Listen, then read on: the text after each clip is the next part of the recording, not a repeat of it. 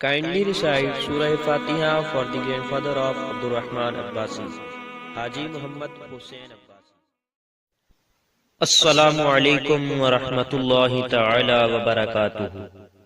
سامعین محترم، ہمارے چینل اسلام میرا دین ہے پر ہم آپ کو خوش آمدید کہتے ہیں۔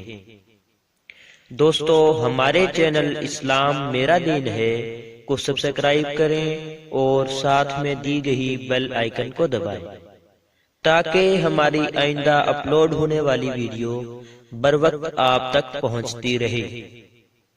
سامعین محترم، ویڈیو شروع کرنے سے پہلے ہم آپ سے ایک گزارش کریں گے کہ ایک بار سورہ فاتحہ، 3 بار سورہ اخلاص اور اول آخر درود پاک پڑھ کر حضرت آدم علی نبینا وعلیہ الصلاۃ والسلام سے لے کر آج تک مرنے والے مسلمانوں کو ایصال ثواب کر دیں۔ دوستو، ویڈیو شروع کرتے ہیں۔ سامعین محترم، ہماری آج کی ویڈیو کا عنوان ہے رات کے وقت مسواک کرنا اور سائنسی تحقیقات۔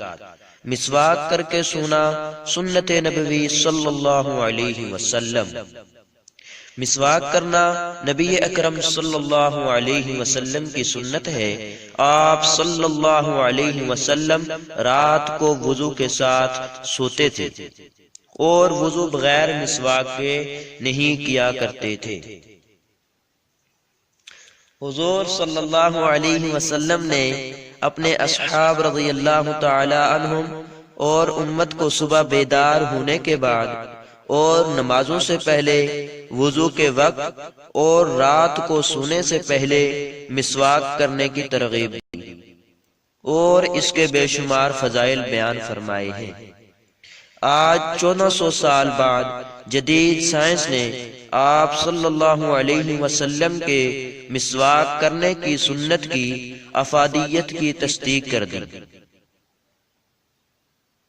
آئیے ذرا جدید سائنس کی تحقیقات کے بارے میں جانتے ہیں۔ انسان کے اندر جراثیم کے لیے تباہی پھیلانا آسان۔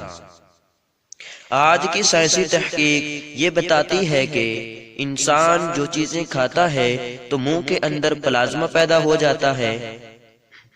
اب یہ پلازما صرف کلی کرنے سے صاف نہیں ہوتا، مسواک کرنا، برش کرنا ضروری ہے۔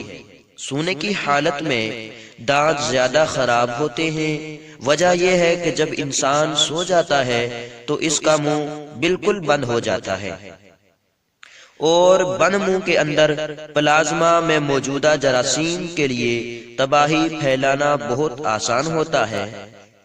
دن کے وقت کبھی بندہ بول رہا ہے تو زبان چل رہی ہے، کبھی کھا رہا ہے تو کبھی پی رہا ہے۔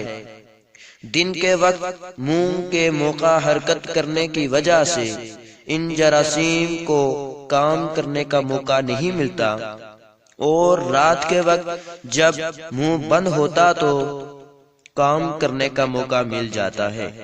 اس لیے رات کو سوتے وقت مسواک ضروری کرنا چاہیے۔ دوستوں، جیسا کہ آج کی ویڈیو میں ہم نے یہ سنا یا سمجھا کہ رات کو مسواک کرنا نبی اکرم صلی اللہ علیہ وسلم کی سنت ہے اور اسی کے ساتھ سائنسی تحقیقات کے بارے میں بھی جانا۔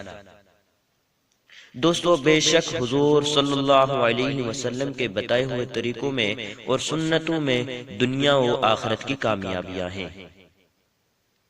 دوستو، اب تک کے لیے اتنا ہی کافی۔ حیات باقی، ملاقات باقی، ملیں گے اگلی ویڈیو میں۔ والسلام۔